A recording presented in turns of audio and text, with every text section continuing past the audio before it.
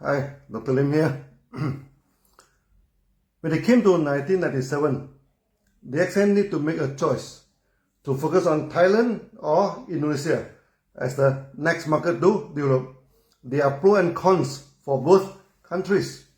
Thailand is the land neighbor of Malaysia and only 45 minutes drive from the DXN farm and factories. But they mainly speak Thai and hardly speak English. In southern Thailand, some can speak Malay, but they are minority. Language is the biggest barrier for us to develop this market. Also, the unhappiness in the encounter with the local expander was not present at all. Indonesia is also the neighbor of Malaysia, but there is no land access. We have to cross the sea to reach there. The main advantage is they use the same language as in Malaysia. The Indonesian language and Malay are very close to each other, and normally we can understand each other. Our life are full of making choices. We have to make one choice after the other. No? There is no free gift dropping from the sky. So we have to make a decision to focus in Indonesia or focus on Thailand. At the end of the day, I decided to go to Indonesia. We started to prepare for the market around April of 1997. It took us many months to apply for license, to operate the import permit, and etc. Finally, we identified a small shop lot in Jakarta and opened up our branch in Indonesia. Our first sales happened around the end of July 1997, and we brought forward to August. So technically, it is August 1997 we started the market there. When stepped into September 1997, suddenly we are facing the greatest crisis that we ever faced, the meltdown of Asia finance. When we went to Indonesia, the exchange rate was 2,500 rupiah to 1 USD.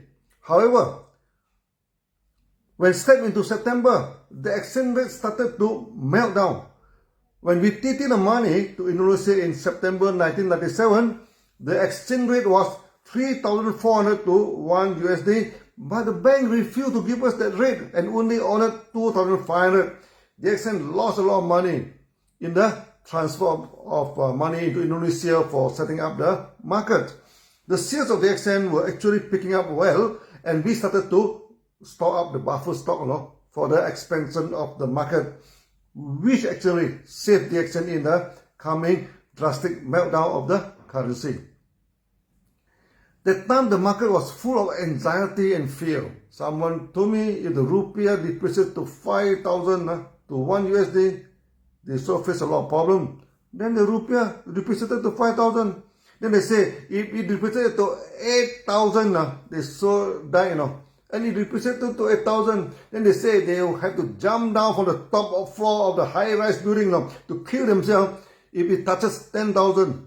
My goodness, the rupiah touches 15,000. We started to hear people committing suicide due to financial stress and business failure. At that time, the currency in Southeast Asia were hacked by the big financial shock and plummeted in a free fall style. And the hardest hit was suffered by Indonesia. The currency was almost depreciated on a daily basis. We are full of shock and worry, Many MM companies raise the price almost on a weekly basis. But no matter how you raise the price, it cannot catch up with the free plunk of the rupiah. When entering 1998, things turned from bad to worse. Many MM companies were collapsed or paralyzed by the currency meltdown. It is no longer possible for the DXN to carry on the business as usual, as the currency has melted down from 1 USD to 2,500 to 15,000, depreciated 6 times in value. Even if you increase the price 100%, the market would collapse, not to say 600% increment, which was suicidal if we try to increase the price to the extent. I decided to call a mass meeting with all the members to discuss the situation. At the time, Budiman Sabin, not yet full-time as a member, but helped me to manage the market. He gathered about 600 people in a hotel. Budiman one key staff, and me sitting on the stage and facing about 600 members in a hall.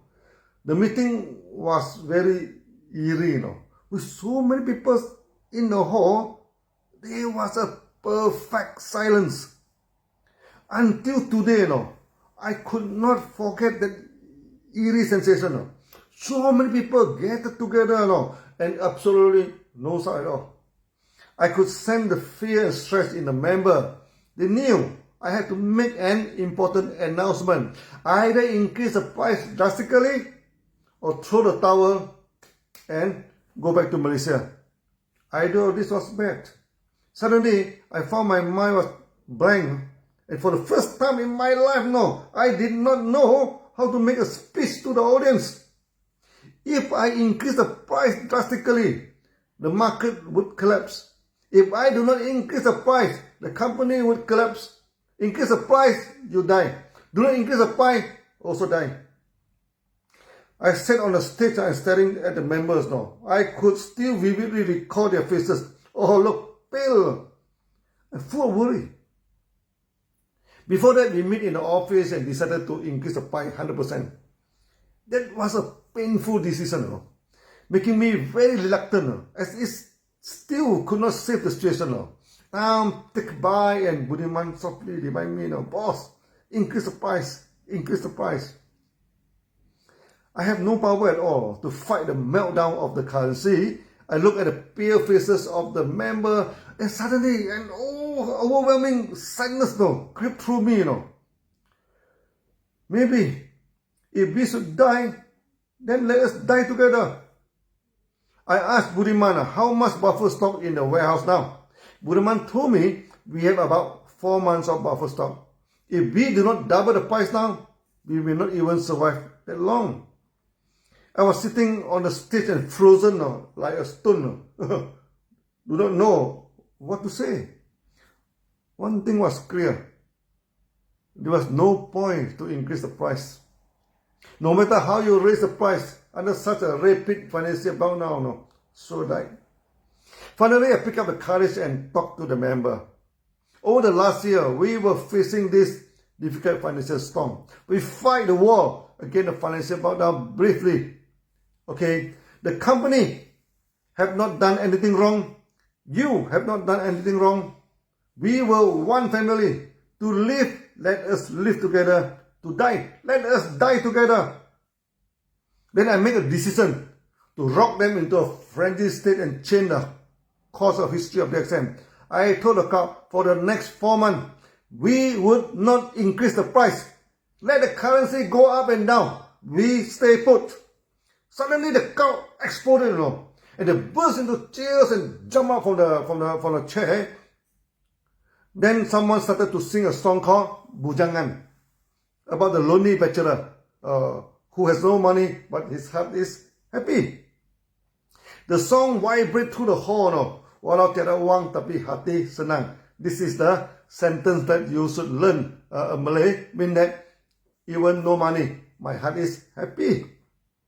They started to dance with the rhythm of the song. The meeting was over. No matter what Budiman and me tried to talk to them, our speech was superseded by the song, and everybody was dancing. I remember this song to this day. Every time when I hear this old song, my heart always turns emotional. Okay, the news that DXN would not increase the price and stay put for the next 4 months spread like wildfire and ripple through the market. The time many MIM company has stopped operation, all the members flocked to DXN. DXN became like a refugee camp. People queue out to join members. The line was so long, it extended to the outside road. At first, 10,000 members joined DXN in a month, then 20,000, and finally 50,000 members join DXN in a month. DXN survived. We may lost in the product's price, but the membership fee kept the company going. This is the power of Eka Naga, the one dragon or the one process company from raw material processing until marketing, it is under one roof. This is to a great extent dampen the damage of the currency meltdown. As the wages and expenses were paid in local currency, DXN was not affected much by the up and down of the USD. The sales in DXN Indonesia rocketed through the roof. We reached a few million USD per month. Over 20 years ago, that was top sales in Indonesia. The production reaches economy of scale, and we no longer lost money in the products and started to make money. The gathering in Indonesia was growing in number. At the peak, it reached 15,000 people in Senayan Stadium, the largest stadium in Indonesia. Indonesia still holds this record to this day, in DXN. During the gathering, members from India and Philippines were joined in the anniversary. They were greatly impressed, and after going home, the sales in India and Philippines started to pick up strongly. Indonesia became our first major market, and that time members started to chant DXN #1, as we were #1 in Indonesia. There were many interesting stories of how members changed their life completely to the better life through DXN in Indonesia. From Indonesia, our market expanded to Philippines, from Philippines to America, from America to Latin America. From Malaysia, our market expanded to India, from India to the Middle East, from Middle East to Europe and Africa. DXN not only survived through the economic crisis, and every crisis actually made DXN stronger and bigger.